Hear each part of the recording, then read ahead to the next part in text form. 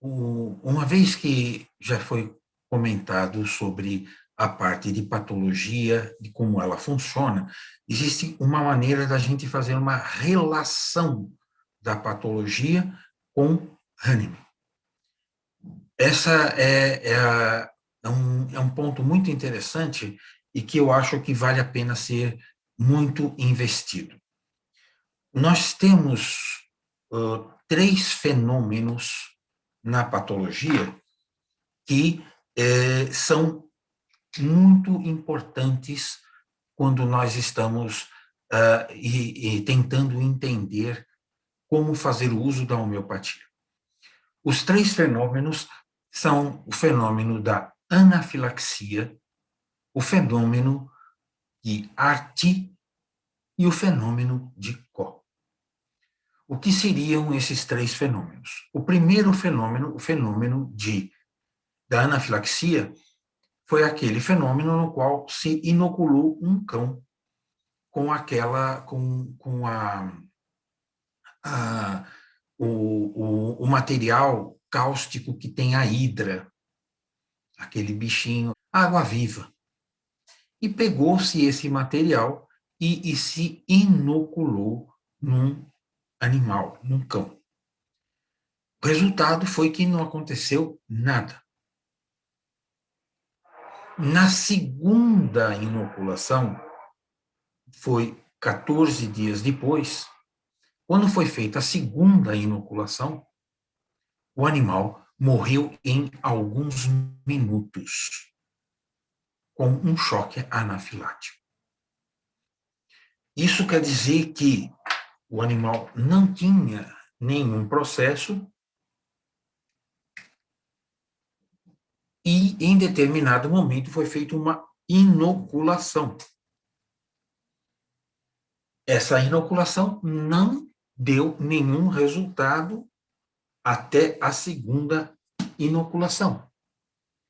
E quando veio a segunda inoculação, ele teve uma reação extremamente agressiva e que depois veio a óbito com isso. Esse é o fenômeno da anafilaxia. Esse é o primeiro ponto que tem que ser entendido quando nós estamos falando de homeopatia. Quando nós vamos usar depois na aplicação da homeopatia. O segundo fenômeno, o Maffei, ele se referia a ele como fenômeno de Arti, porque ele se falava francês, né? Arti é o Artus, que se verifica na literatura. O fenômeno de Arti, o que acontecia era o seguinte: pegou-se um soro de cavalo e inoculou-se esse soro de cavalo em coelho. E o que se verificou foi que houve uma pequena reação. Essa pequena reação que ocorreu depois da inoculação praticamente passou desapercebida, sem maiores observações. Porém, quando veio a segunda inoculação, 14 dias depois, o que aconteceu é que ele teve uma reação extremamente violenta. Essa reação extremamente violenta, ela subiu e, depois disso, ela começou a cair. Essa reação, ela é muito importante e talvez seja a mais frequente da que nós encontramos no nosso dia a dia, quando estamos estudando os nossos pacientes. Não veio o animal, esse animal não veio a óbito. Tá? Ele teve a reação forte e não veio a óbito. A terceira reação é o fenômeno muito conhecido, o fenômeno de Koh. certo? Koch era um médico alemão, trabalhou durante a vida inteira com tuberculose, além de carbúnculo sintomático e outras coisas. Ele era um bacteriologista, e dos seus grandes trabalhos, que ficou a vida inteira, foi em cima da tuberculose. Ele pegou e fez a inoculação de Mycobacterium tuberculosis em cobaio. E assim que ele fez essa inoculação, os cobaios ficaram com tuberculose. 15 dias depois, ele fez uma segunda inoculação. E essa segunda inoculação provocou uma reação local, aonde, nessa reação local que foi criada, chegou a ter uma abertura de um processo na pele, com um exudato purulento e necrótico sendo eliminado do local. Porém, nada dessa inoculação chegou ao pulmão, aonde havia iniciado o processo de tuberculose nesses cobaios. E aí, esses cobaios continuaram a evoluir o seu processo e vieram a óbito por tuberculose, causada pela primeira inoculação. Ou seja, quando nós fizemos a inoculação, nós tivemos uma resposta inicial hiperérgica, e quando veio a segunda inoculação, ele simplesmente continuou o processo natural que ele estava fazendo, simplesmente reagindo em outros pontos, mas não no ponto inicial. O importante nesse fenômeno é guardar que nós temos que, sempre que eu tenho um processo de Koch, ele vai terminar com um processo de reparo. Se não houver o processo de reparo, o indivíduo evolui para óbito. Ele precisa evoluir para um processo de reparo. Dependendo do tecido, nós vamos ter uma calcificação. Dependendo do tecido, nós vamos ter um fibrosamento.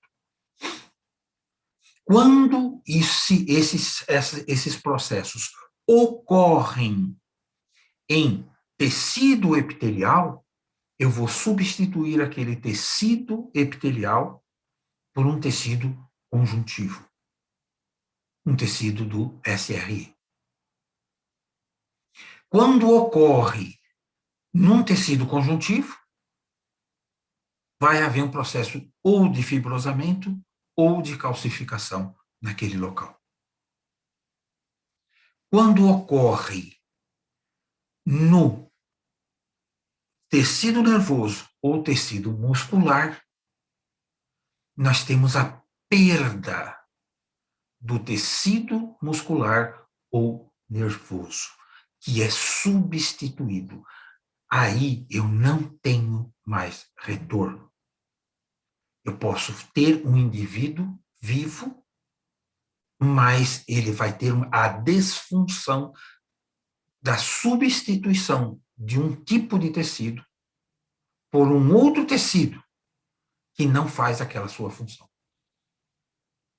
Então, é isso que vai acontecer, por exemplo, num quadro de infarto do miocárdio. A musculatura cardíaca será substituída por um tecido de fibrosamento. Nessa situação, nós não vamos mais ter aquela contração, porque não tem musculatura. Eu tenho uma disfunção. De acordo com o tamanho da área acometida, nós vamos ter uma consequência. Dependendo, nós vamos ter outra consequência. Então, uma área muito pequena pode ser compensada por outras fibras musculares. Uma área muito grande não tem como nós segurarmos essa reação. É impossível. Ela vai fazer o caminho dela. E mesmo com uma substituição por um tecido de fibrosamento ou por um processo de reparo qualquer, eu não vou ter função. O indivíduo vai a óbito em menos ou um pouco mais de tempo. Mas não há como segurar essa situação. A mesma coisa acontece se ocorrer um AVC. Se ocorre um processo de AVC, a área onde está ocorrendo o processo é tecido nervoso. Então, eu vou ter perda de neurônio. Perda de neurônio é irreparável. Dependendo do processo, do tamanho do processo, nós podemos ter que alguns outros neurônios conseguem suprir a falta daquele. Porém, se a lesão for muito, muito, muito intensa, não há como você segurar essa situação. O organismo pode fazer um fibrosamento, mas o encéfalo não vai conseguir mais exercer determinadas funções. Se algumas funções forem vitais, vai a óbito e não há como a gente segurar essa situação. Esses fenômenos, eles se repetem o tempo todo e nós temos que entendê-los da melhor maneira possível. Cabe aqui uma observação que a matéria médica que foi feita na homeopatia, ela parte do princípio que eu tenho que fazer essa matéria médica em cima de um indivíduo sadio. Por que eu tenho que fazer em cima de um indivíduo sadio? Porque se ele tiver num processo de anafilaxia, ou num processo de ARTI, ou num fenômeno de Koch, seja qual for um deles, nós vamos ter a interferência desses fenômenos na ação do medicamento. Isso é muito importante. E mais, um outro detalhe que as pessoas não prestam atenção. Partindo-se do princípio que foi dado um medicamento para produzir uma intoxicação medicamentosa e ver os sintomas que são capazes de produzir. Se esse indivíduo não tinha nenhum processo, não estava apresentando processo, ele estava em estado de saúde, o que vai acontecer? Esse processo vai obedecer ao fenômeno de Koch. Ele vai fazer um processo inicial hiperérgico e depois ele vai fazer um processo natural hipoérgico até resolver o problema. Toda intoxicação e estudo medicamentoso tem que partir que ele está trabalhando com o fenômeno de Koch. Se nós fizermos qualquer tipo de experimentação e isso desenvolver um processo anafilático ou um processo de ARTI, eu não posso utilizar essas informações para usar de matéria médica. Por que que eu estou falando isso? Porque muito tem se falado sobre estudos de novos medicamentos homeopáticos. Porém, é muito importante essa análise. Eu não posso trabalhar com uma intoxicação se não fizer o fenômeno de Koch. Não é confiável. Por quê? Porque se resolver pela anafilaxia ou se resolver pelo fenômeno de Arti, o que eu vou observar seria o segundo estímulo. Isso significa que o primeiro está atuando. E eu vou ter uma informação viciada e que é perigosa de ser utilizada. Daí, muitas vezes, a gente vê resultados de matéria médica que nós ficamos com certas dúvidas. Será que tem esse ou esse sintoma? Eu não sei. Outro ponto que isso também interfere, nos repertórios. Eu preciso fazer, eu posso acrescentar um medicamento que foi utilizado numa pessoa doente e que houve melhora ou cura, se o processo está relacionado ao fenômeno de Koh. Se o fenômeno estiver relacionado com anafilaxia ou estiver relacionado com o fenômeno de Arti, eu não posso confiar naquela resposta. Eu posso até achar que é possível, mas eu preciso de uma confirmação num indivíduo que tenha dado esse tipo de processo, porque ele é que leva ao processo de cura por um processo de cicatrização. É ele que faz esse caminho naturalmente. Nos outros casos, a gente pode acabar aceitando uma mentira como uma verdade. E eu posso errar. Essas observações, eu entendo que muito dos repertórios têm tentado, atuais, têm tentado suprir essa falha, colocando as referências bibliográficas de quem acrescentou essa informação no repertório. É muito importante esse dado, porque se a referência bibliográfica não for uma pessoa que tenha critério e que tenha conhecimento, que tenha vontade, de fato, de fazer o serviço bem feito, eu posso estar colocando uma coisa errada. Mas o repertório está dizendo, olha, quem falou isso foi fulano, e você pode ou não usar essa informação. Porém, se o repertório que estiver sendo utilizado for um repertório eletrônico e faz a repertorização direta, essa informação desaparece. Ela faz a repertorização e o final da repertorização não é dado esta informação. De quantos pontos são de fulano, ou de ciclano, ou de beltrano. Então, as repertorizações que são feitas por programas, elas precisam ser muito bem analisadas, porque há riscos graves de pegarmos informações que não são confiáveis.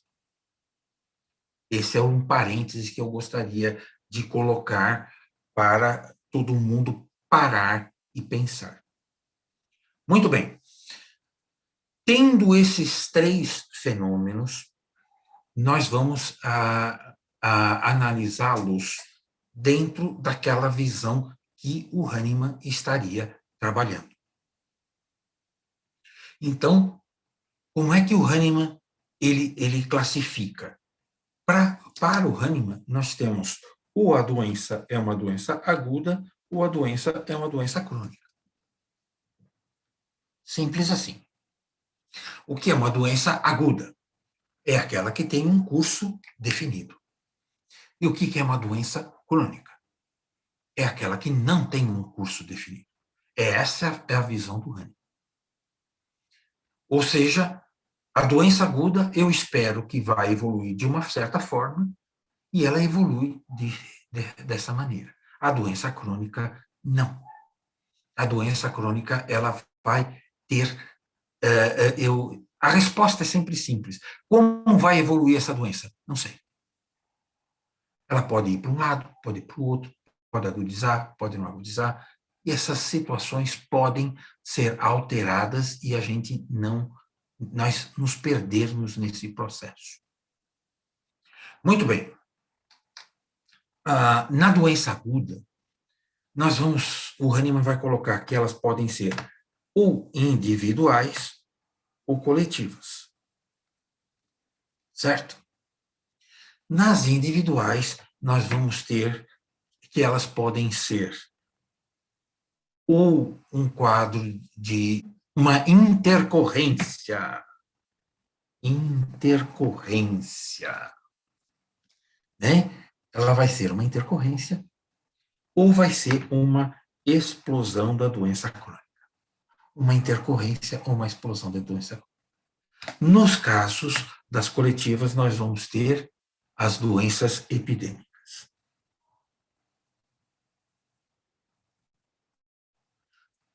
Certo?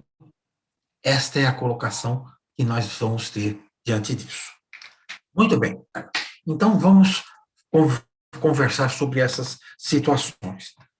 Nas doenças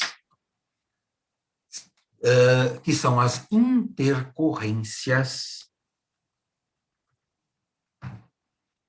são aqueles acidentes, um traumatismo, uma intoxicação, um alimento que tem uma contaminação, ou tem excesso de álcool, excesso de gordura, excesso de alguma coisa, que faz com que o organismo tenha uma reação. Aqui, cabe lembrar um outro detalhe. O Maffei, ele vai colocar que sempre que o organismo tem um estímulo,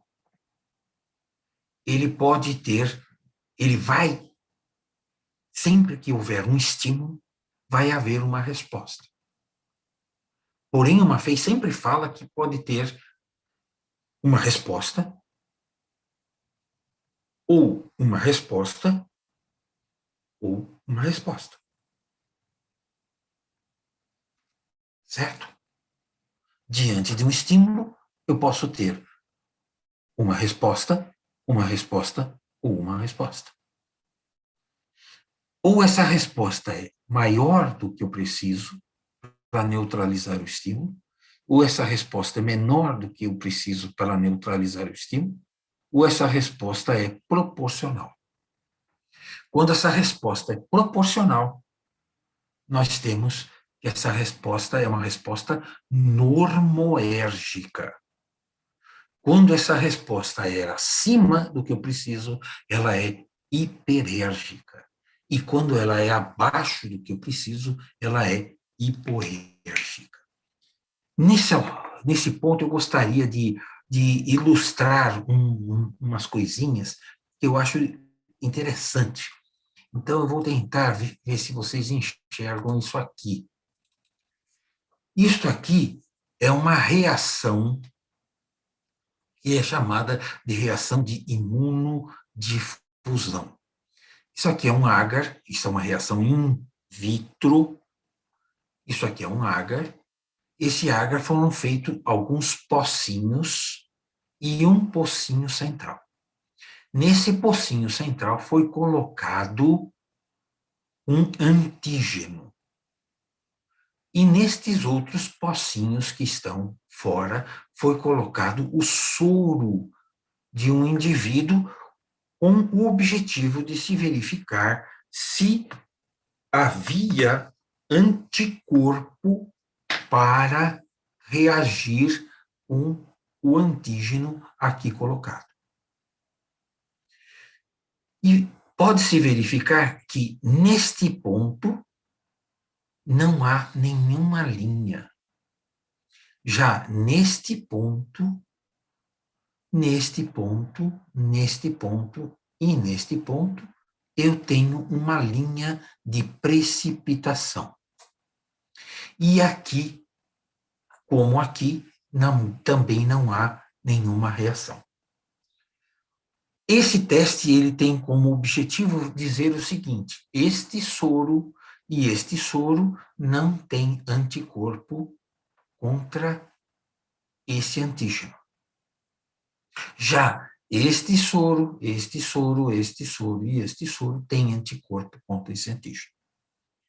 Porém, isto aqui deve ser muito bem guardado na nossa cabecinha.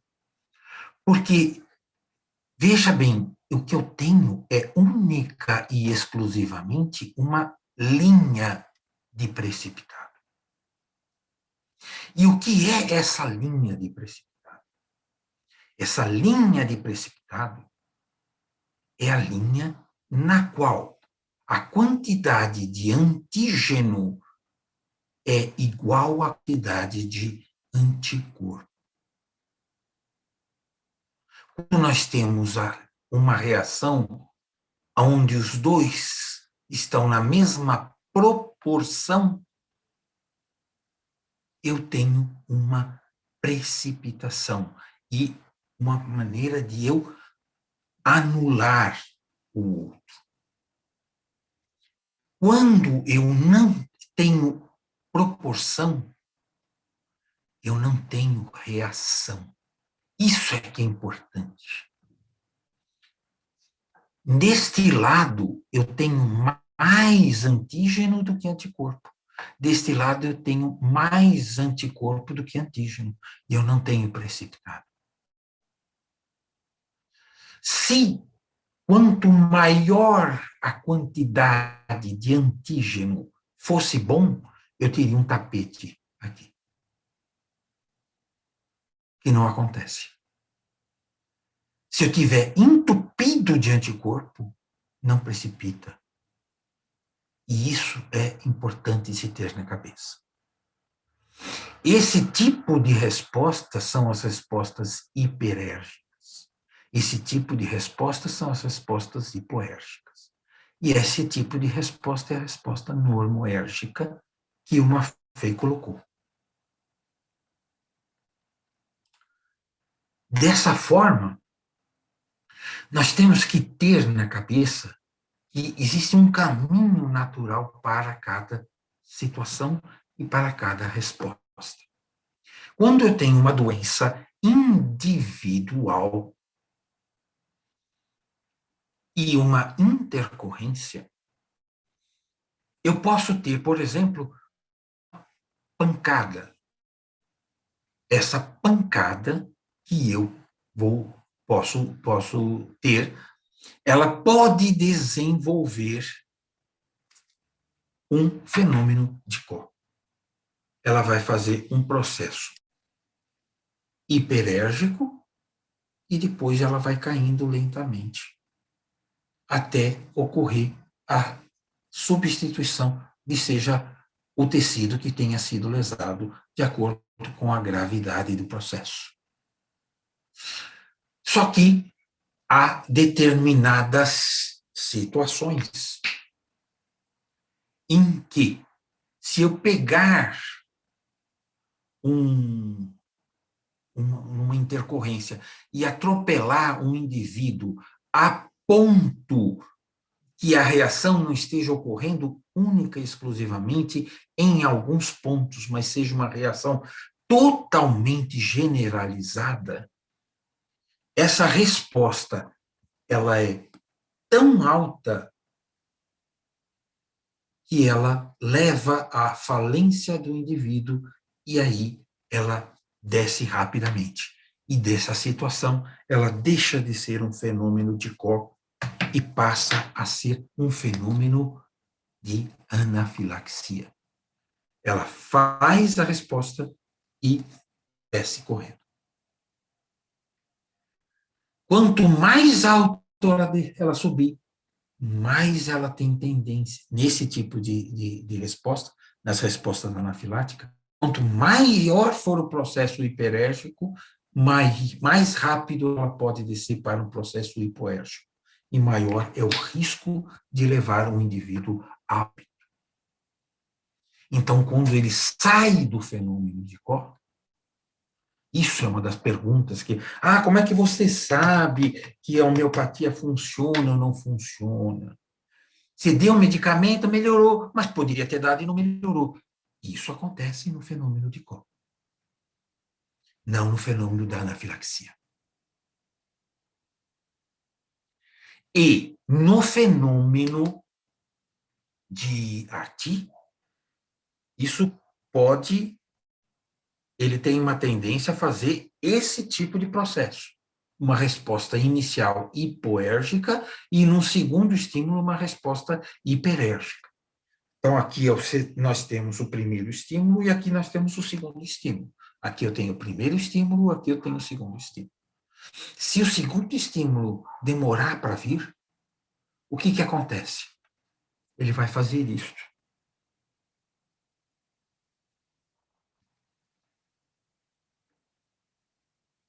E se ele vier aqui, ele vai desenvolver outro processo hipoérgico, e não essa situação.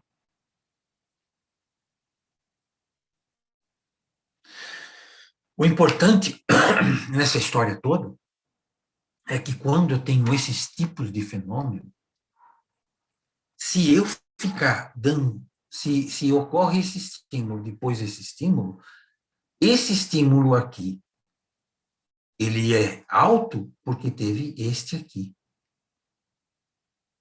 Então, o organismo estava sensibilizado de alguma forma.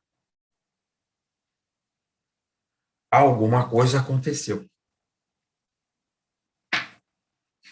Gostaria de falar isso posteriormente, não agora, mas nas intercorrências, elas vão ser mais graves ou menos graves, dependendo dos tipos de processo que o indivíduo esteja fazendo dentro do seu organismo. Então, esta situação é muito importante para nós verificar esse tipo de processo. Muito bem, vamos imaginar que ocorra um processo agudo, e esse processo agudo me desenvolva uma reação anafilática. Isso pode acontecer até naturalmente com estímulos, por exemplo, estímulos biológicos. Às vezes você recebe um estímulo biológico, você aplica um determinado medicamento, e o indivíduo é sensível àquilo que nós chamamos, né? Ele é alérgico àquele medicamento, né? Alergia entre aspas, mas ele tem a tendência a ter uma reação hiperérgica, porque aquele medicamento ele tem uma certa suscetibilidade a ele, e aí quando vem essa resposta, ele faz um fenômeno alto e que tem uma tendência a cair muito rápido. O que é que eu espero fazer com a homeopatia nesse caso? Trabalhando com o medicamento certo, eu devo trabalhar com potências baixas. Por quê? Porque quanto mais alto for a potência, mais eu vou elevar isto aqui. Então, partindo-se do princípio que eu vou pegar um caso neste ponto que está subindo, o que eu quero? Eu quero entrar com o medicamento e fazer a seguinte situação. Eu quero fazer esta situação. Eu quero tirar ele de uma subida rápida e uma descida rápida e colocar ele numa subida lenta e numa descida lenta. Ou seja, eu quero transformar o fenômeno, que é um fenômeno de anafilaxia, num fenômeno de Koch. Se eu conseguir fazer isso, eu consigo salvar. Se eu não conseguir fazer isso, eu não consigo salvar o indivíduo. Ele vai morrer. Porque a tendência natural nesse processo é levar o indivíduo a óbito. Então, o que vai acontecer se eu fizer isto? Eu tenho que trabalhar com uma potência baixa e uma frequência alta para fazer este caminho. É aquilo que todo mundo sabe. Doença aguda, potência baixa, frequência alta. Faz o plus e fica fazendo, fazendo, fazendo. É isso que nós estamos vendo quando eu estou relacionando esse processo com o fenômeno de anafilaxia. Muito bom. E se o fenômeno agudo ele está ligado ao fenômeno de Artin. Se ele está ligado ao fenômeno de Artin e, por definição, pela definição do Hahnemann, é um fenômeno que tem uma evolução que eu conheço, ou seja, ele vai terminar, o que eu vou fazer? O fenômeno de Artin, ele faz esse tipo de processo, uma reação hipoérgica, uma reação hiperérgica aqui. Dessa forma. Se ele tem uma tendência a fazer o processo e que ele vai evoluir, eu estou pegando ele a partir daqui.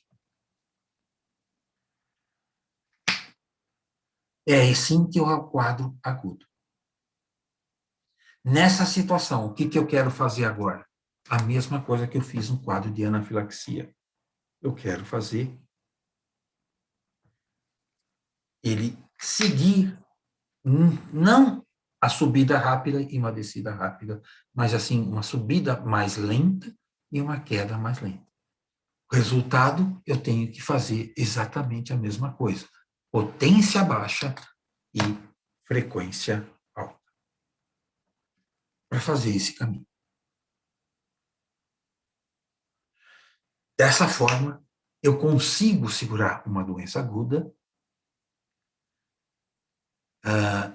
que está relacionada com esse processo. Muito bom, muito bom, muito bom, muito bom. Agora nós vamos para o fenômeno, para os quadros de... aqui tem uma coisa interessante. Imagina que o indivíduo ele tenha uma doença crônica. E o fenômeno que ele está fazendo é um fenômeno de Artin. Se eu tenho uma doença crônica e o fenômeno é um fenômeno de Artin, ele está pegando aqui. Agora, se eu pegar aqui, o que vai acontecer? Ele vai fazer esse processo aqui hipoérgico. E a tendência dele é fazer isto aqui.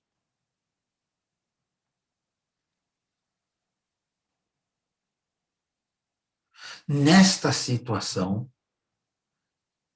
eu vou ter que trabalhar do mesmo jeito, com potência baixa, e, se for o caso, fazer o plus do plus, ou até o terceiro plus, e ficar mantendo para que o estímulo seja tão sutil, tão baixo, que ele faça esse caminho. Porque se você subir por qualquer motivo, ele vai fazer esse caminho.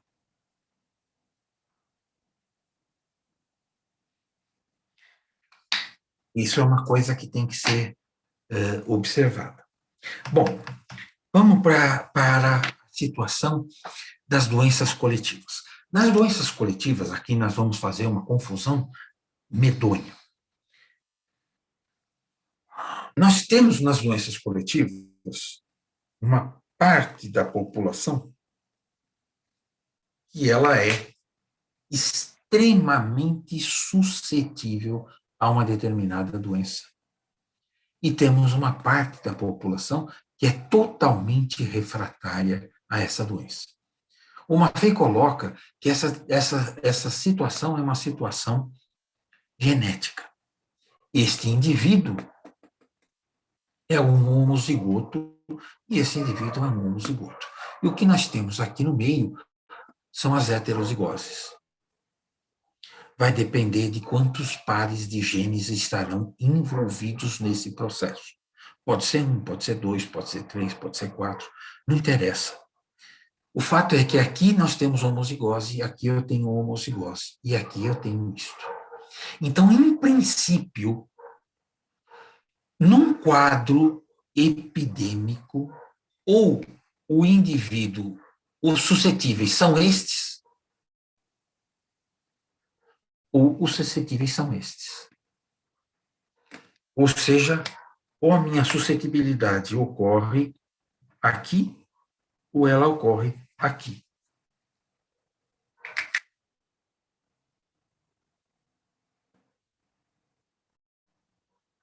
Esse é o ponto.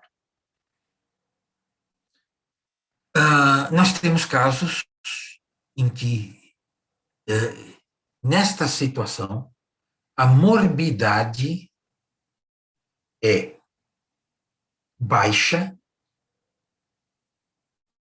porém a letalidade é alta.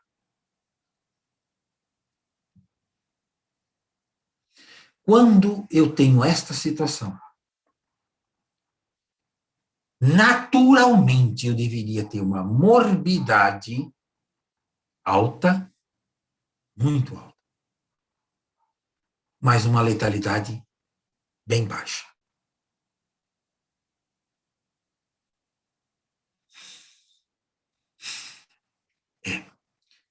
Porém, nós podemos listar inúmeras doenças que não agudas e epidêmicas que não se encaixam nesse processo. Que não tem nem morbidade baixa, nem uma morbidade alta. Elas estão com uma morbidade que nós podemos dizer mais para baixa, e a letalidade às vezes está baixa. Então não bate com essa situação. Porque aqui eu teria que ter uma letalidade baixíssima. E aqui, às vezes, isso não bate. O que acontece nessa situação? O que acontece é que estes indivíduos aqui, numa população como as que nós temos hoje, de seres humanos, estão com doenças crônicas. E essas doenças crônicas que eles têm, essas doenças podem ter um cruzamento, podem dar um ponto de entrada para a doença epidêmica, como pode não dar. Muitas vezes a doença epidêmica, a doença crônica, ela é a defesa para não se ter uma doença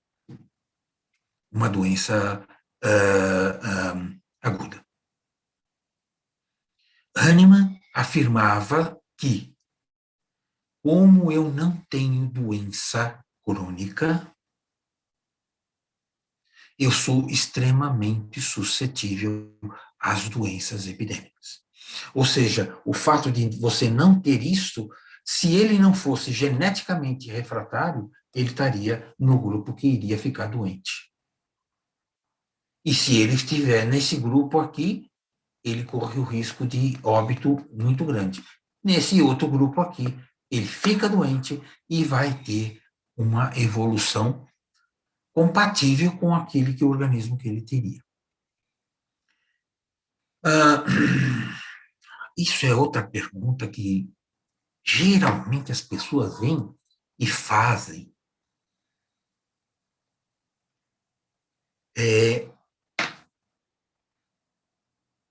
O que é um indivíduo sadio? Qual foi o critério que o Hahnemann usou para um indivíduo sadio? Eu entendo que o indivíduo sadio é aquele indivíduo que está cumprindo os altos fins da sua existência. É aquele que a harmonia do corpo ela está relacionada com um processo no qual o indivíduo está conseguindo resolver os problemas que ele tem que resolver com si mesmo e com o grupo com o qual ele está comprometido.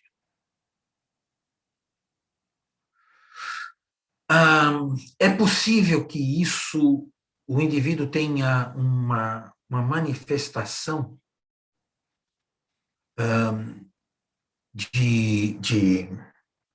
do organismo? Lógico que sim. Né? Porque o Maffei coloca claramente o seguinte, que quando o indivíduo nasce, esse indivíduo, ele tem que a reação nos órgãos e a reação nos humores são iguais. Quando a gente diz que a reação nos órgãos e nos humores são iguais, isto é uma coisa muito mal entendida por todo mundo que estuda patologia. Isso aqui só ocorre na hora do nascimento. Depois disso, o que vai acontecer? As células que estão nos humores, uma vez estimulado um órgão, vão migrar daqui para cá. Então, o que vai acontecer? O que vai acontecer é que eu vou ter esta reação. Nos órgãos, eu vou ter uma reação alta. E nos humores, uma reação baixa. O que migrou dos humores para os órgãos. Então, fica uma reação alta aqui, uma reação baixa aqui. Ora, resolvido aqui, não tem por que ficar mais aqui. Então, isso volta. Então, nós vamos ter exatamente o inverso. A minha gangorra desce. Esta situação é a situação de saúde. Esta, não esta. Isso tem que ser entendido. Não é que ocorre uma reação, como eu falei agora há pouco, normoérgica. Ocorre uma reação aqui, normoérgica, e volta para cá. Ou ela é inativada nos próprios humores. Então, vamos dar um exemplo dessa situação quando eu estou falando do fenômeno de anafilaxia. No fenômeno de anafilaxia, eu teria que, as células teriam que sair dos humores e eu preciso, numa reação de anafilaxia, eu preciso que seja feito isso. Sai dos humores e vai para o órgão. Eu preciso que ela vá fazer isso. Porém, o que acontece? Essa reação puxa tanto isso daqui que não vai para um órgão só. E isso vai ter uma reação generalizada em todos os órgãos. Aí o organismo entra em falência. Ele não tem como segurar essa situação. Tá certo? Por esse motivo, eu tenho que mudar o tipo de capacidade de resposta para conseguir jogar para determinados órgãos para fazer esse caminho natural. Porém, dependendo da situação, eu não consigo fazer isso. Nós temos que ter consciência da limitação.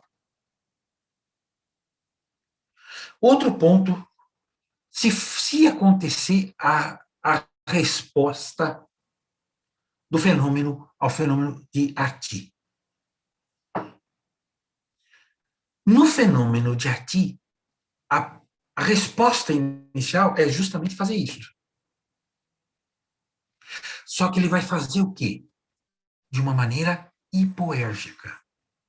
Como é que o organismo faz isso de uma maneira hipoérgica? Imagina a seguinte situação. O indivíduo está com uma pneumonia. Ele tem um estímulo para fazer uma pneumonia.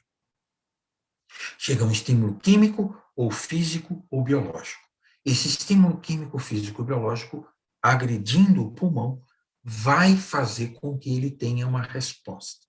Essa resposta é uma resposta que, se for normoérgica ou se for hipoérgica, vai levar a informação pelo linfático até os linfonodos regionais.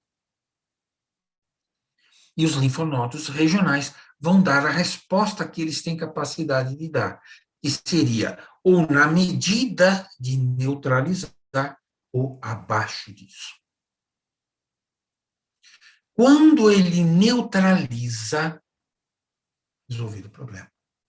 Quando ele não neutraliza, a gente vai ter aquela situação que eu falei para quem nós comentamos anteriormente.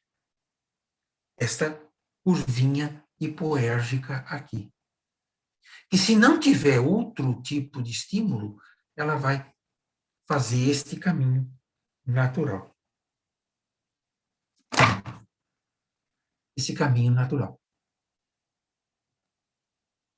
De descer. Porém, se vier um segundo caminho, naturalmente,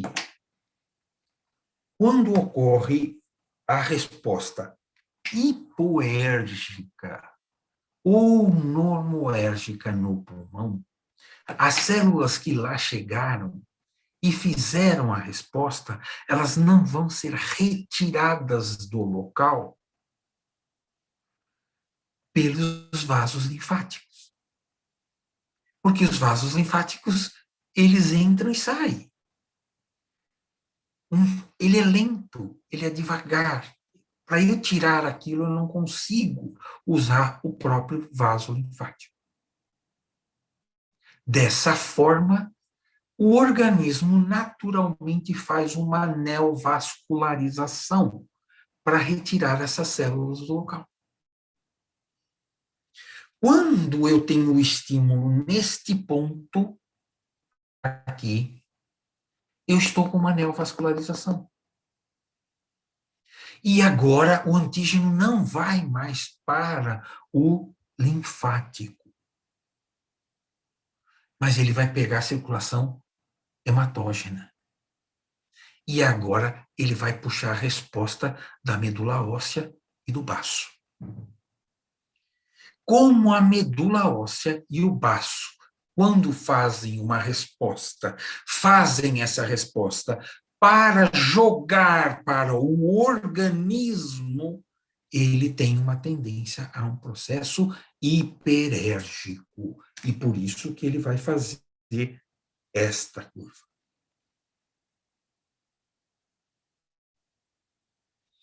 Então, nesta situação, o que vai acontecer? Quando ele faz esse processo hiperérgico, agora eu vou jogar, eu vou colocar, como no caso da anafilaxia, a resposta em todos os órgãos que, se o organismo não tiver condição de migrar isso tudo para o órgão sensível, ele vai à falência. E aí nós vamos dizer que o indivíduo morreu de septicemia.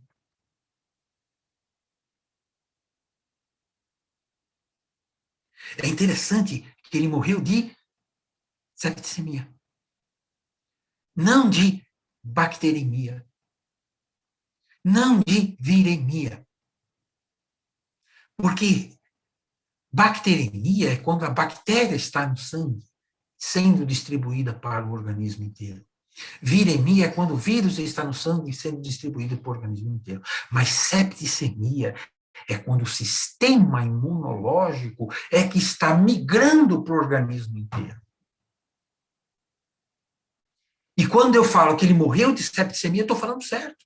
Ele não morreu por causa da bactéria, ele morreu por causa de uma reação hiperérgica que o organismo não conseguiu segurar.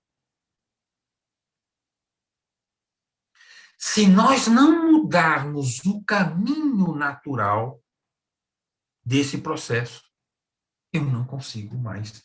Como que eu vou fazer isso? Fazendo aquele jogo do fenômeno de Koch.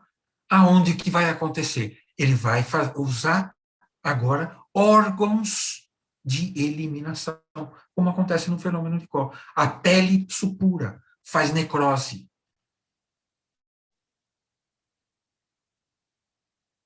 Essa é a maneira que o organismo tem para fazer o trabalho dele. Então, diante dessa situação, o que vai acontecer? Uma vez resolvido agora o processo, eu vou inverter a minha gangorra. Eu vou ter agora aqui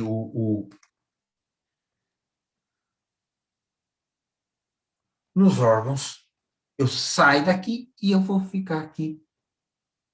Se eu fizer isto aqui, eu fiz um fenômeno de Koch.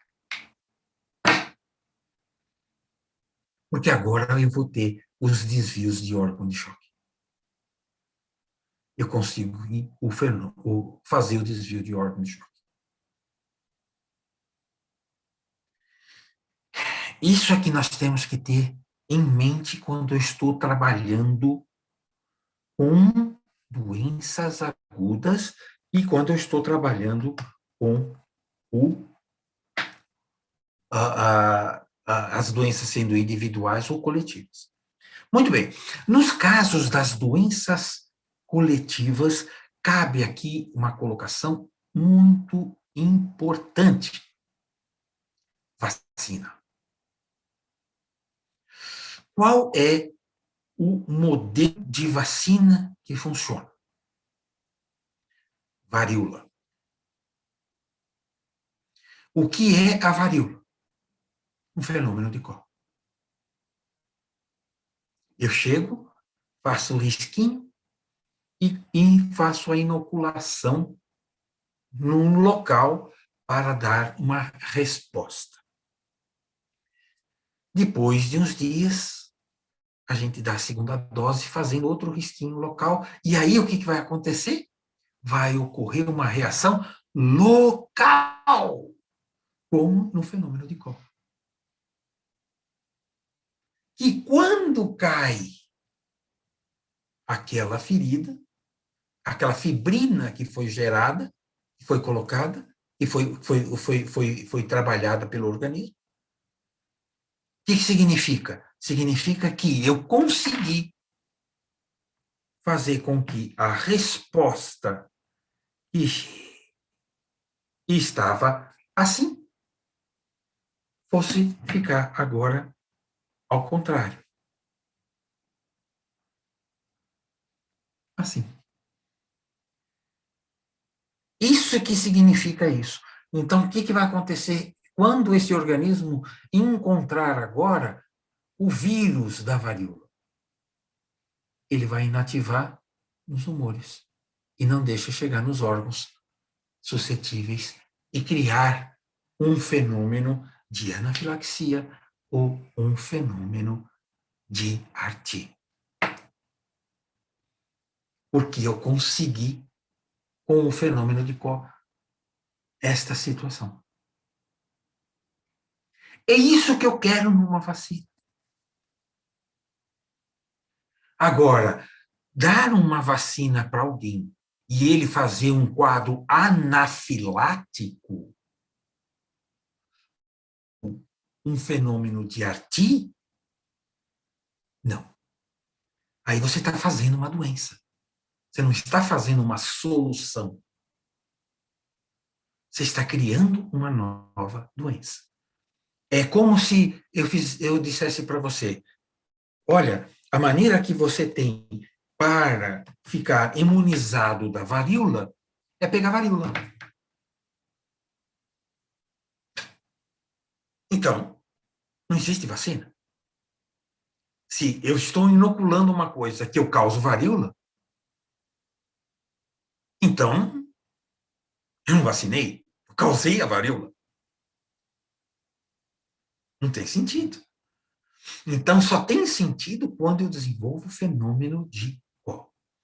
Todas as reações vacinais nas quais você tem ou uma reação anafilática ou uma reação em que o organismo estava fazendo isto, um fenômeno de Arti. Eu vacino aqui e ele faz este processo, estou causando doença.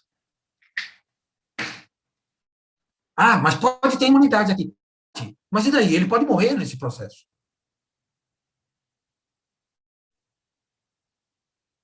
Esse é o ponto. Então, o risco é tão grande quanto. É melhor ter a doença normalmente. Então, esses aspectos têm que ser levados em consideração.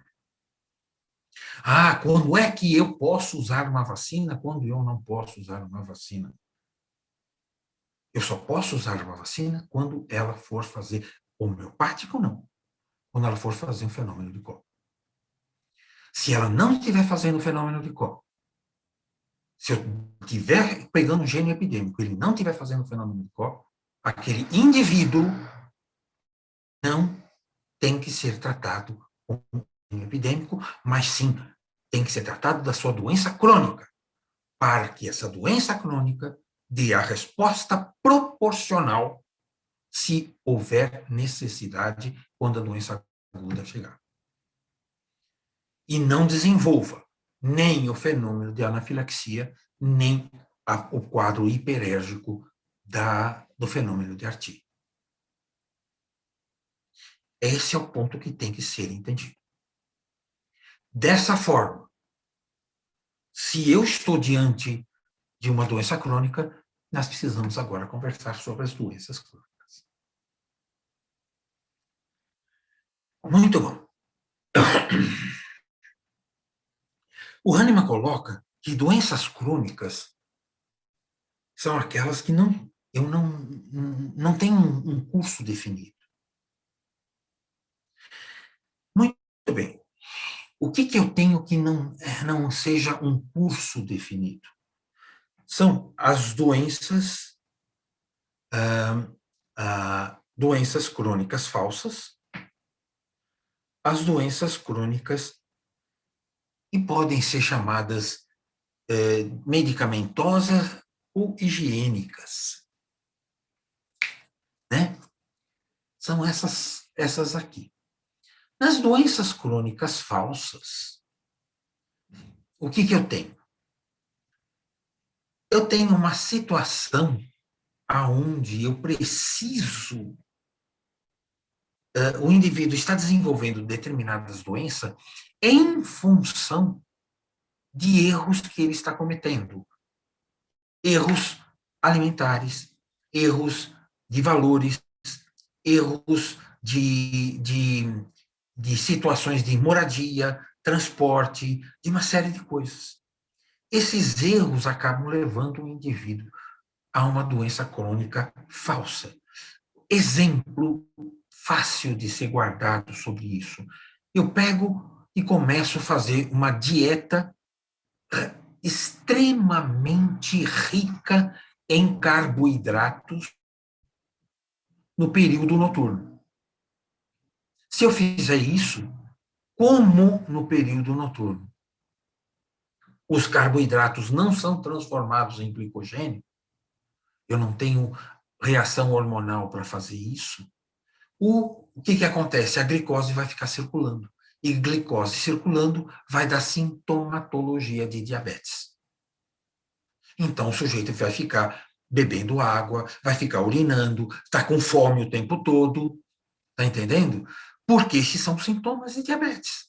E esses sintomas de diabetes ocorrem por causa da circulação de glicose o tempo todo. no sangue. Como é que você resolve isso? Dando algum medicamento? Não. Educando ele que não se come excesso de açúcar à noite. Por quê? Porque isso é contra o metabolismo.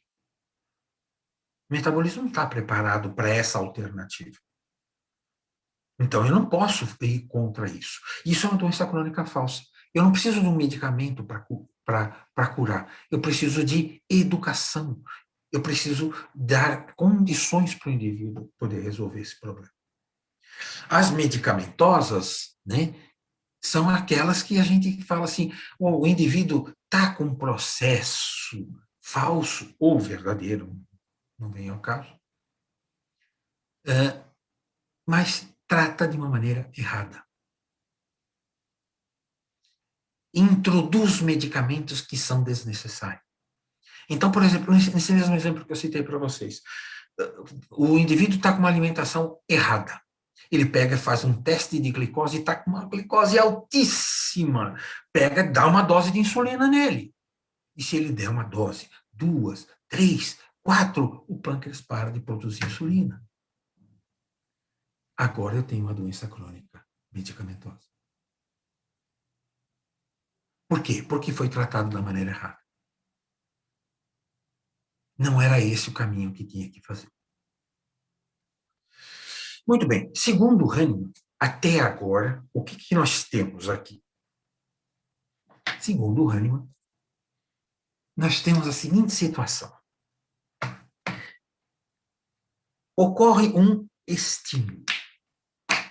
Estímulo esse que pode ser químico, físico ou biológico. Não importa.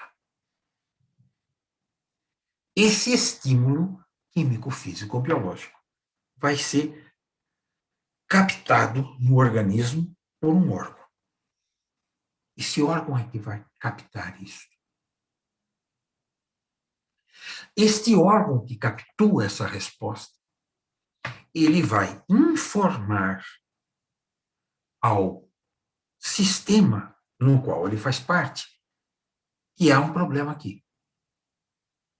Mas, além disso, ele vai fazer o quê? Ele vai informar ao sistema nervoso que está ocorrendo uma reação aqui. O sistema nervoso vai comunicar com a energia vital.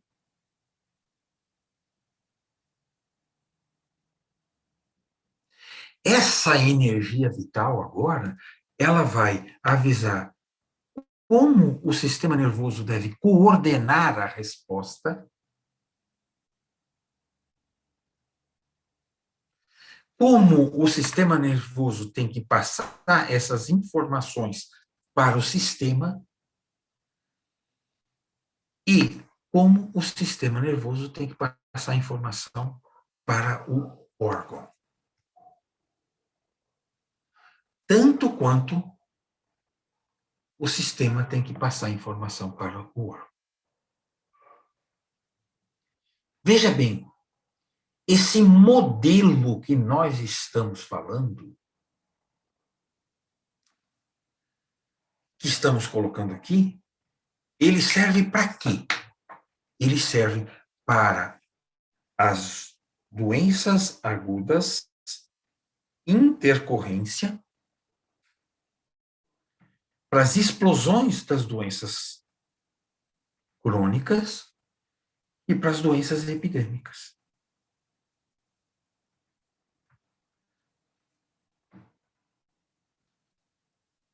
Além das doenças crônicas, esse modelo serve para as doenças, para as falsas e para as medicamentosas.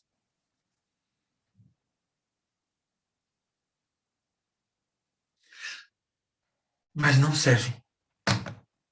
Esse modelo não serve para a doença crônica verdadeira.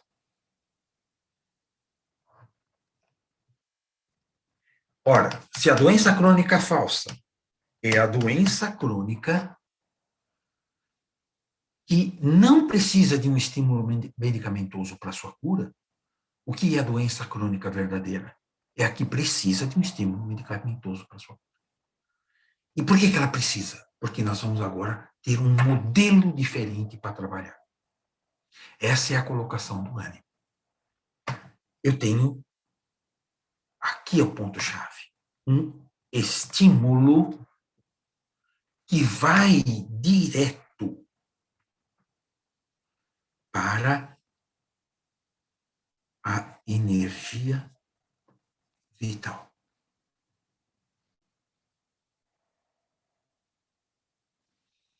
Esse estímulo vai desequilibrar a energia vital.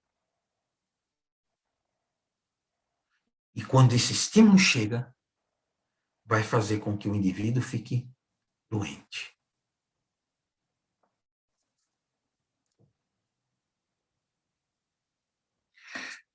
Ora, o que vai acontecer com essa energia vital? Essa energia vital, ela vai passar a informação que não deve ser a maneira mais certa para fazer o seu metabolismo, ela vai passar essa informação falsa, essa informação deturpada para o sistema nervoso. Vai passar essa informação deturpada para alguns sistemas, ou diretamente ou indiretamente, e vai passar essa informação para alguns órgãos, ou direta ou indiretamente. Porém, se não houver um novo estímulo, eu vou ter um doente. Quando vier um segundo estímulo este químico, físico ou biológico, não importa, que será captado agora por um órgão, estas três situações vão levar a uma manifestação de moléstia.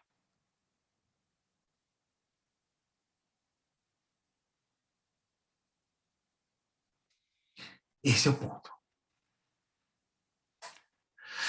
Qual é a grande diferença que nós temos entre a doença aguda e a doença crônica? As doenças agudas, elas seguem um caminho onde o estímulo é este para desencadear a resposta. As doenças crônicas, este estímulo serve para puxar a moléstia, mas este é o estímulo que desencadeia uma doença propriamente dita. Uma doença verdadeira. E foi por esse motivo que o Hahnemann chega e diz: e as doenças crônicas verdadeiras são os miasmas. Porque miasma queria dizer infecciosa. Então, como que alguém adquire uma doença crônica verdadeira? Um estímulo de um indivíduo que tem uma energia vital desequilibrada, contaminando a energia vital de outro indivíduo que tem uma doença desequilibrada. Passa a ter uma doença desequilibrada, perdão. Vai passar agora a ter uma doença desequilibrada. Se eu não tiver um órgão sensível nessa situação, nem um sistema sensível nessa situação, o único ponto que vai poder mostrar que existe isso é o sistema nervoso. E o sistema nervoso vai mostrar isso de duas formas: ou com o grande mal, ou com o pequeno mal, se não tiver outro ponto de drenagem. O que é o grande mal?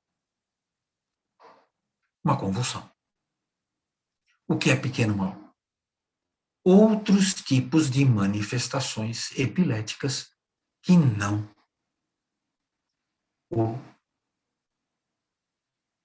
a convulsão. Como assim? Alterações de comportamento. Agressividade, depressão, etc, etc, etc, são maneiras que ele tem. Mas isso vai acontecer quando? Quando não ocorre drenagem pelos sistemas de órgãos, ou quando essa drenagem é muito fraca. O Hipócrates dizia que o indivíduo epilético é o atlético. Ou seja, aquele que não tem um metabolismo nem que joga tudo fora, nem um metabolismo que guarda tudo, são metabolismos desequilibrados, mas aquele metabolismo perfeito. Ou seja, quando ele tem os sistemas e os órgãos funcionando de uma maneira super equilibrada, demais que não conseguem puxar a resposta de um fenômeno de Koch para eles. Então ele vai estourar no sistema nervoso. É assim que funciona o fenômeno de Koch. Está relacionado com isso aqui. E aí? Olha só que coisa bonita. Garanto que se vocês pegarem e estarem assistindo o National Geographic e todos aqueles outros programas que tem, que ficam mostrando de bichinho que estão nas florestas, nas coisas assim, eu queria que alguém me mostrasse uma situação em que um predador está correndo e no meio da hora que ele está correndo ele começa a convulsionar. Nunca vi. Porque convulsão é doença crônica verdadeira. Esse é o ponto. Se convulsão é doença crônica verdadeira, ele precisa de um estímulo inicial, este aqui, para fazer a moléstia. E se todos os animais de uma manada, ou todos os animais de uma alcateia, nenhum deles tem a energia vital desequilibrada, eles não podem ter uma manifestação de miasma. E não tem de quem pegar. Então, o que você quer dizer que os animais que estão na floresta, que estão em vida silvestre e não podem pegar psora? Não pode, pode sim. Desde que ele tenha contato com alguém que tenha psora. E o que é mais fácil é entrar em contato com um homem. Aí ele pega a psora. Ou pega uma doença crônica miasmática. Isso precisa ser entendido.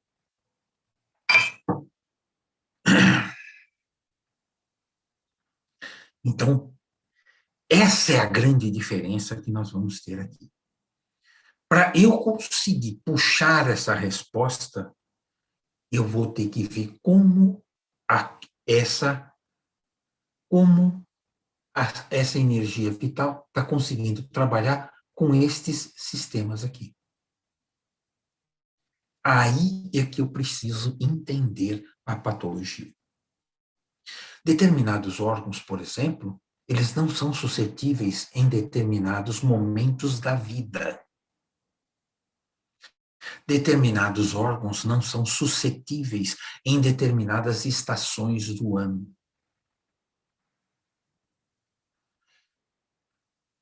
Determinados órgãos não são suscetíveis diante de determinados estímulos que o indivíduo esteja recebendo.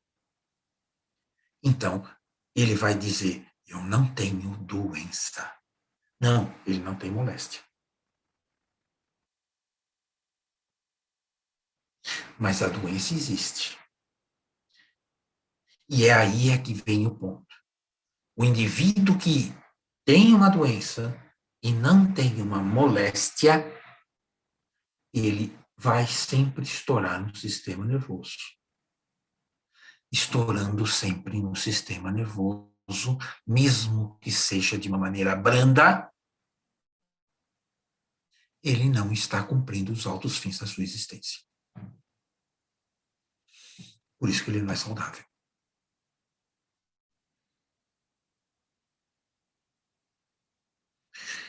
É dessa maneira que a gente entende como as coisas acontecem. O que vai acontecer agora se eu tiver com uma doença crônica? Aqui vem outra conversa que deve ser analisada, né? Ah, veja bem, e o remédio de fundo? Aqui temos o parágrafo 171. Se eu conseguir colocar ele assim, ó. Aqui. Parágrafo 171.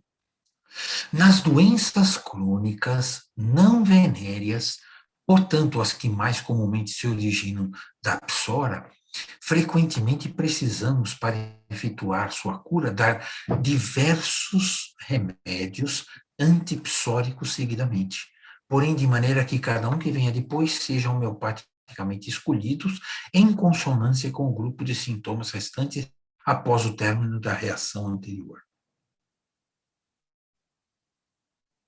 Veja, para você tratar uma doença crônica verdadeira, eu não posso ficar preso a um único medicamento. O Hahnemann já falou isso quando ele escreveu isto aqui. Mas, veja bem, vamos ver umas outras coisinhas aqui que são bem interessantes. Quando o Hahnemann fala da sífilis, ele diz que ele coloca que os 3 miasmas são as doenças crônicas verdadeiras. O primeiro miasma que ele vai se referir é a sífilis. E ele vai dizer que a sífilis é a sífilis. E ele deixa isso bem claro. E por que, que ele separa a sífilis das outras doenças? Porque a maneira de se pegar a contaminação da energia vital ocorre com um processo muito íntimo, muito forte de interferência da energia vital do doente com o outro que não está doente. Vamos ver se vocês conseguem me entender. Eu primeiro preciso sair daqui, eu faço assim, e eu vou fazer assim. Ó. Os portugueses vieram para o Brasil. Chega aqui no Brasil, eles vão encontrar um monte de Índia. Com todo o tempo que eles passaram no mar, eles estavam loucos para dar umas namoradinhas. E estava cheio de Índia. Curiosa. Eles tiveram seus relacionamentos. Os portugueses pegaram sífilis e levaram a sífilis, como os espanhóis levaram a sífilis para a Europa. O treponema pálido. Porém, as índias e os índios não tinham sífilis, mesmo tendo o treponema pálido. Por quê? Porque sem o estímulo aqui para a energia vital,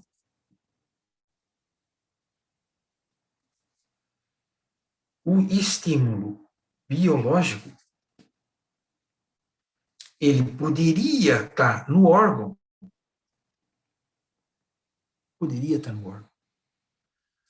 mas não havia, o que iria acontecer era uma resposta normérgica, porque a energia vital coordenando a resposta iria puxar para uma resposta normérgica e eu não veria nada e não via nenhum desequilíbrio. E esse indivíduo continuava tentando cumprir os altos fins da sua existência.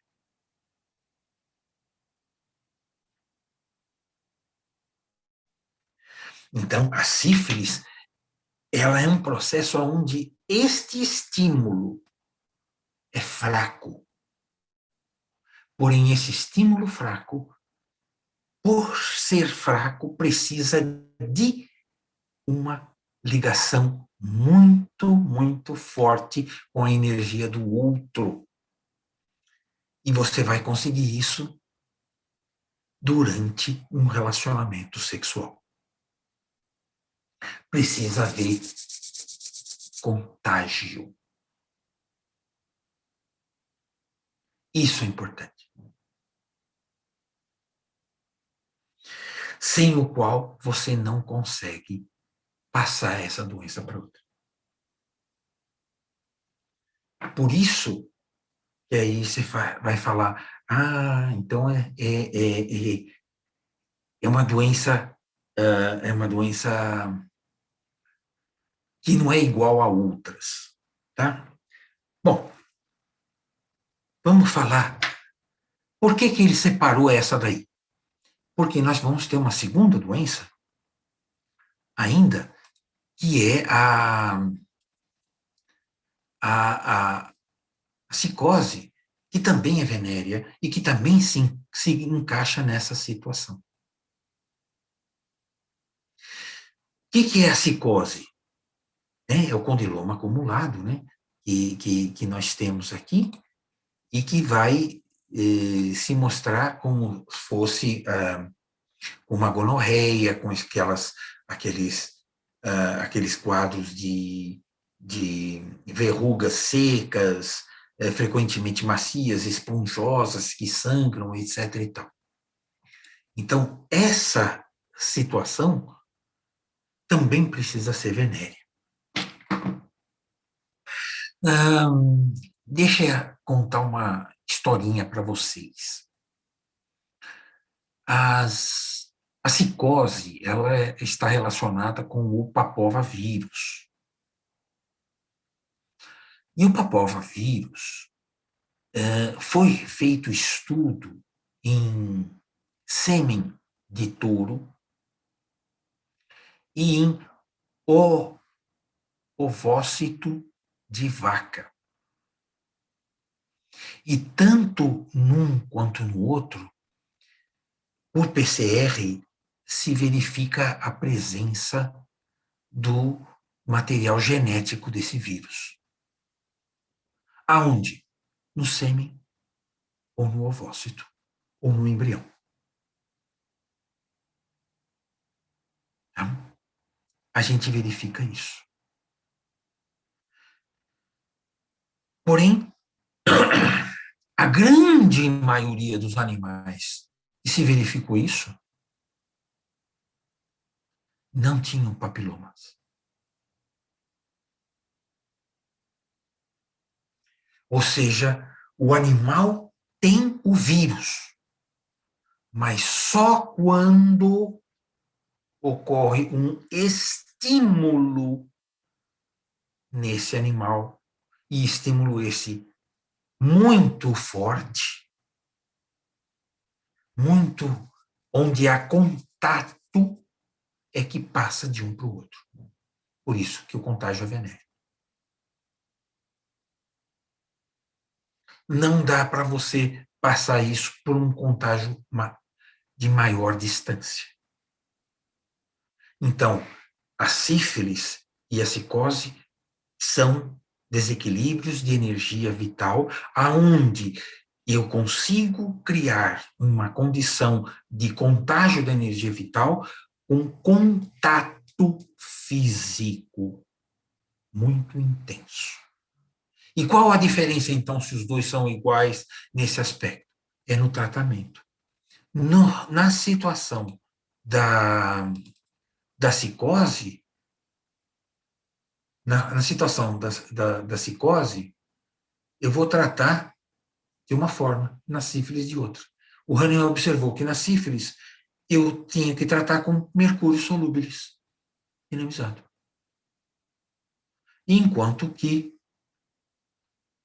na psicose eu vou ter que tratar com tuia por quem alternando tuia com nitric acid, variando essa situação entre 15, 20, 30, 40 dias, de acordo com o grau que você tenha no processo.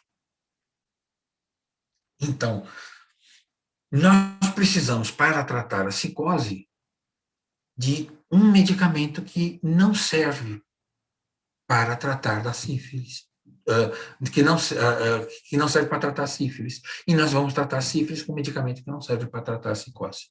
Pode até dar uma melhorada, pode até dar uma ajudada, mas isso eu não vou resolver o processo se eu não acabar usando tuia e nitric acid, enquanto que no outro eu vou trabalhar simplesmente com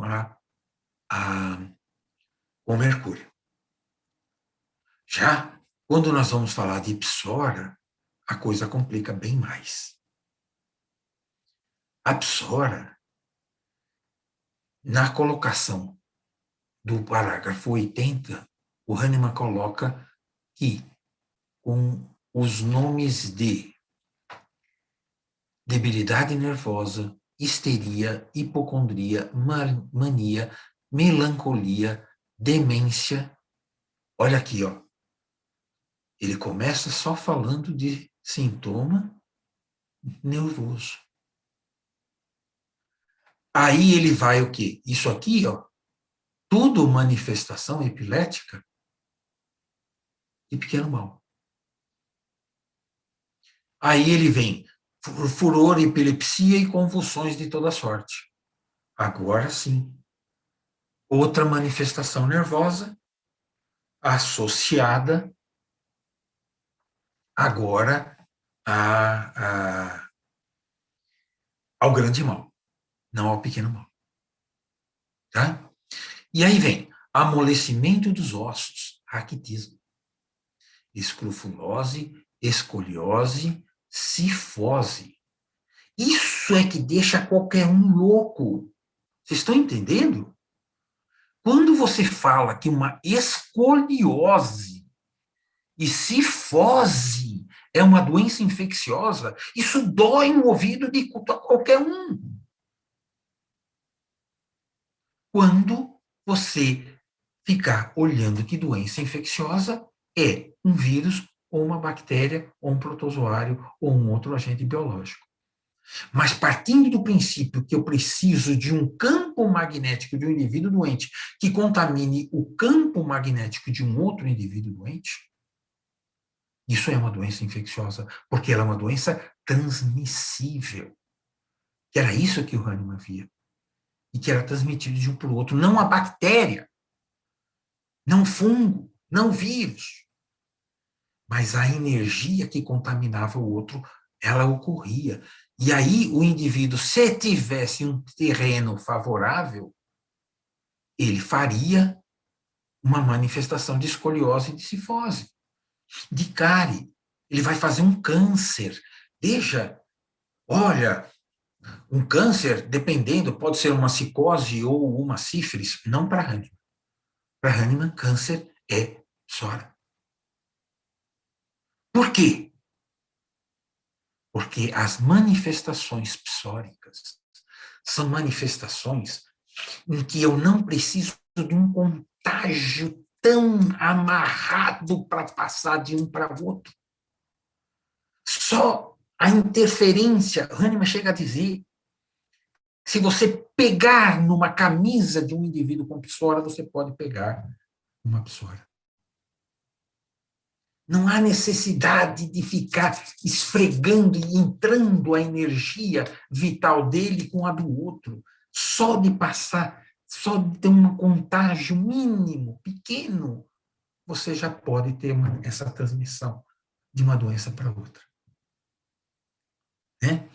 Então, aí nós vamos ter, olha só, escoliose, cifose, cárie, câncer, fungos, hematóides, neoplasmas, e aí vem gota, doença infecciosa, hemorroida, tá? Icterícia, cianose, hidropsia, amenorreia, hemorragia de qualquer lugar, gástrica, nasal, pulmonar, vesicular, uterina, asma, né, uterina, todas as hemorragias são manifestações psóricas. Asma, úlcera pulmonar, impotência, esterilidade, né? Cisto ovariano. Não engravida? Não, não engravida. Então, é esterilidade, é psora. Não é se uma reação hipertrófica, que é uma psicose. Não. Isso aqui é psora, segundo o Hahnemann. Enxaqueca, que é outra manifestação que deveria estar aqui, uma manifestação epilética de pequeno mal. Surdez, catarata, amaurose, cálculos nos rins, paralisias e defeitos de outros tipos, e ele está mostrando que seriam manifestações de psora. E por que essas manifestações são diferentes das anteriores? Por causa da forma de adquirir e por causa da maneira de tratar. Como é que eu trato uma psora? Eu vou tratar com um antipsórico. E o Hahnemann coloca estes medicamentos como antipsóricos. São 47. O Benninghaus, no seu repertório, ele vai acrescentar esses outros medicamentos. Você, se quiser, pode pensar em trabalhar com esses outros medicamentos. Mas, se quiser ser puro, como o Hahnemann, você vai ficar com estes medicamentos aqui. Por quê? Porque estes medicamentos têm a capacidade de interferir na energia vital de uma maneira bem forte em cima destas manifestações. Isso é que precisa ser entendido. É por isso que ele colocou esses medicamentos. E que faria esses indivíduos terem uma evolução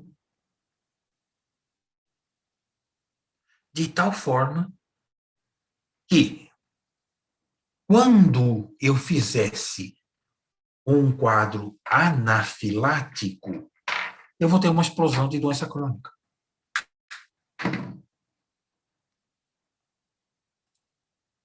Eu vou ter uma explosão de doença crônica.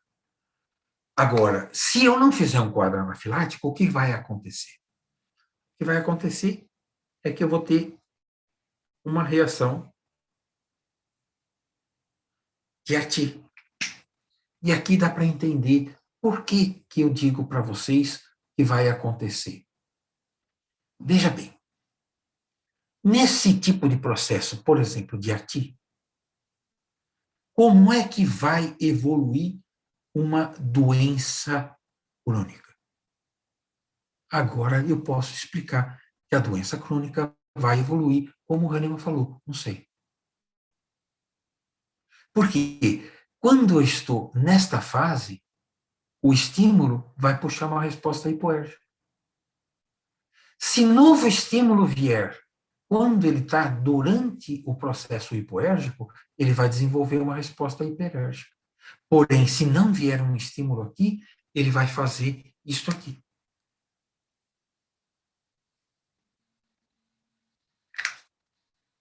Ele vai fazer isso aqui. Quando ele fizer este processo, ele volta para cá. E um outro estímulo vindo daqui vai fazer outra resposta hipoérgica. Se vier outro, ele vai fazer uma resposta hiperérgica. Então, ele fica intercalando momentos em que ele não tem uma sintomatologia clara de coisa alguma, momentos em que ele tem um processo hipoérgico e momentos que ele tem processo hiperérgico, sendo que ele pode intercalar só processos hipoérgicos com hipoérgicos, hipoérgicos com hiperérgicos, hipoérgicos com hiperérgicos, e hipoérgico com hipoérgico, hiperérgico, e assim por diante. Eu nunca sei quando vai acontecer. Por quê? Porque o estímulo para fazer a doença virar moléstia precisa da suscetibilidade do órgão. E em determinadas idades, em determinadas condições estruturais do indivíduo, condições metabólicas daquele indivíduo, em determinadas épocas do ano, esses órgãos não estão suscetíveis.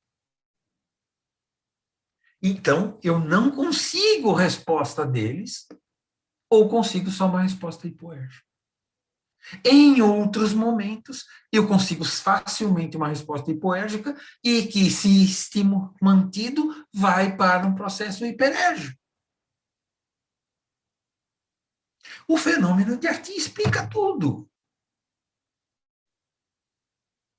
Essa alternância que vai acontecer na doença crônica.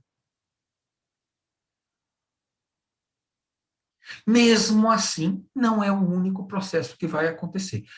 Né? Se acontecer um processo, já disse, de anafilático, ele vai fazer uma agudização, ele sai, porque o processo anafilático ou ele cura ou ele mata. Então, ele vai evoluir para có e curar, ou ele vai direto para baixo e vai matar. Então, nessa situação, o processo anafilático vai sair da doença crônica e vai entrar na doença aguda. Por isso que nós temos a explosão da doença aguda, que o Hahnemann coloca. Já quando eu vou falar do processo do processo, de um outro tipo de processo, o processo de Koch, ele vai fazer esse caminho aqui.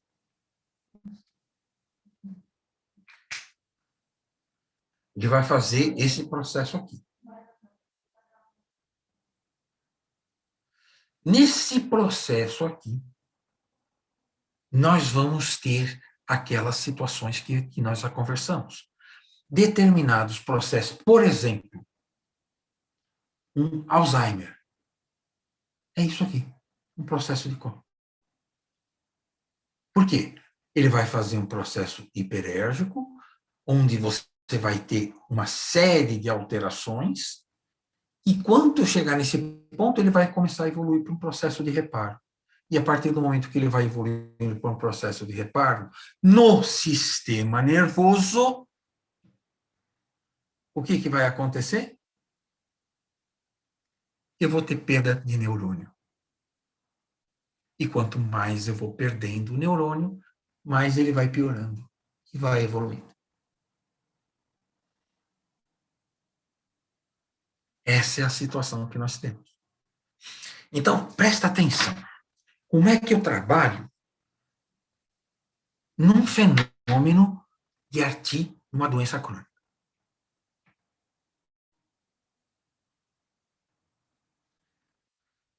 Se eu estou numa doença crônica e o indivíduo está me pedindo para fazer, ele está procurando um médico, ele está pedindo um tratamento. Se ele está nesta fase, a hora que eu der um medicamento, ele vai ter uma piora, mas uma piora hipoérgica, e que vai levar alguns dias e ele vai tender a fazer esse processo voltar para cá.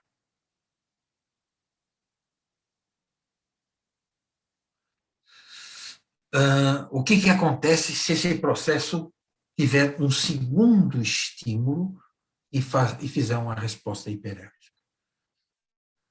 Quando eu estou aqui, é aquilo que a gente fala. O paciente tem que aguentar a gravação e deixar a coisa seguir, que vai evoluir. Porém, se ele tiver um segundo estímulo, essa gravação vai ser forte demais e ele não vai aguentar. Então, nessa situação, eu vou ter que fazer um estímulo para ele seguir este caminho. Não deixar subir e descer rápido. E fazer isto. Nessa situação, eu preciso trabalhar com uma frequência de medicamento maior. E eu tenho que diminuir a potência do medicamento. Então, nessas situações, eu tenho que diminuir a potência do medicamento, fazendo o segundo ou terceiro plus, ou diminuindo mesmo, indo para uma C6 ou para uma C12 para fazer isso. Porém, eu vou ter que aumentar a frequência. Para quê? Para fazer a queda natural. É isso que eu preciso, é dessa maneira que eu tenho que trabalhar.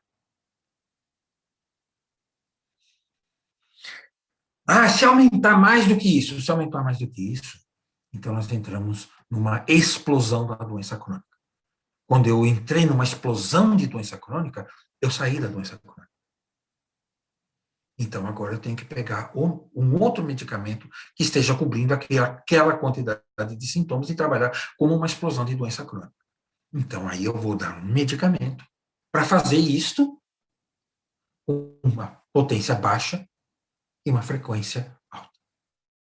Mas aquele que vai levar para o ponto que eu preciso retornar e continuar os meus estímulos para resolver o problema. Aqui, potência alta, frequência baixa. Aqui, eu preciso o quê? Não interferir. Aqui, potência baixa, frequência alta. Aqui,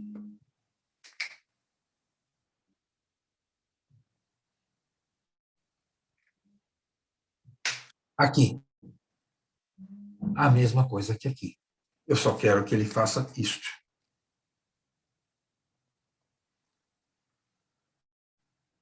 E se eu quero que ele faça isso, eu tenho que diminuir potência e aumentar a frequência. É assim que a coisa funciona.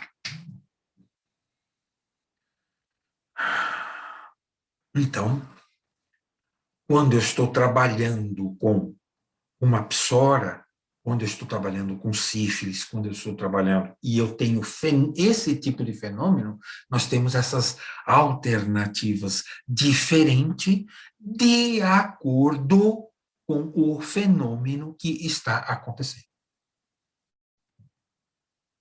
De acordo com cada fenômeno, eu tenho uma resposta, eu tenho que trabalhar de uma maneira diferente. Então, com qual? Com o medicamento que estiver cobrindo aqueles sintomas. E não esquecendo do nosso parágrafo 171, certo? Onde o Hahnemann vai falar. Nas doenças crônicas não venéreas são, portanto, as que comumente se originam da psora, ou a contaminação que vem da energia vital é esse tipo, frequentemente precisamos, para efetuar sua cura, dar diversos medicamentos antipsóricos seguidamente. Por quê? Porque depende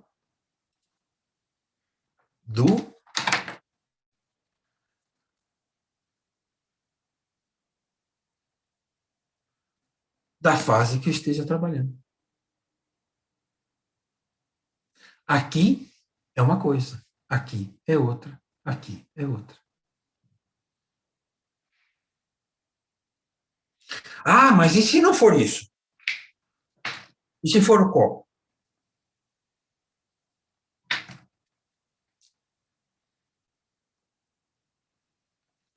Se for o Có, aqui é uma coisa, aqui é outra coisa. Se eu estiver aqui no Có, eu quero que ele faça isso.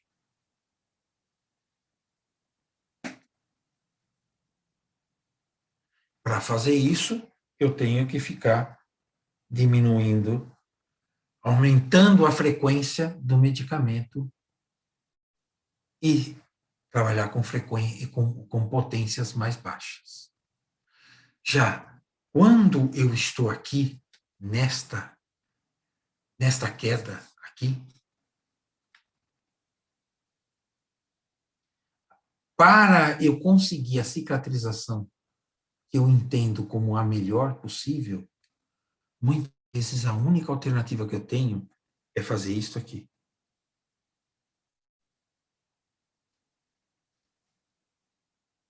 Para cair bem devagar.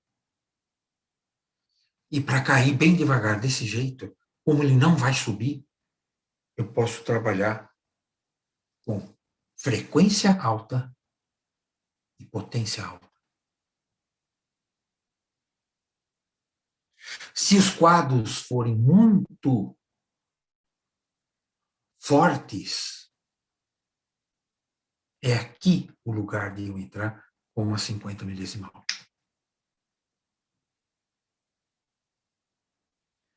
Não se entra, você vai ter sempre...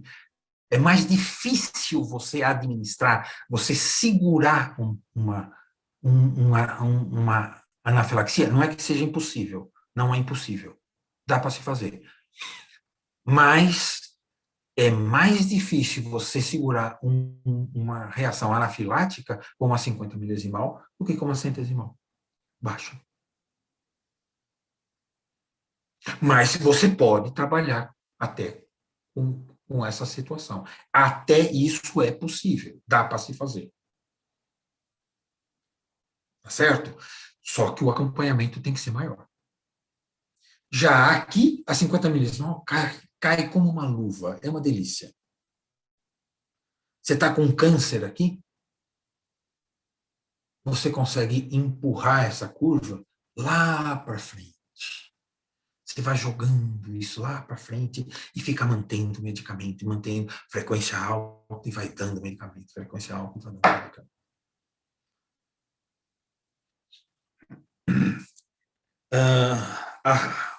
A relação que existe dessas doenças com a patologia é só isso. É só pegar essas situações e colocá-las em prática. Quanto mais você colocar isso em prática, mais você consegue observar e os resultados que você tem. Aquilo que se falava, que a gente ouve normalmente nos cursos, a tua experiência é que vai determinar quando é a potência e a frequência de um medicamento. É verdade. Só que essa experiência, ela tem base. Ela não apareceu simplesmente de um pesadelo que alguém teve e passou a fazer. Isso tem uma base e que, se cultivada, se for trabalhada, fica mais fácil. E é por isso que a gente tenta fazer esse casamento.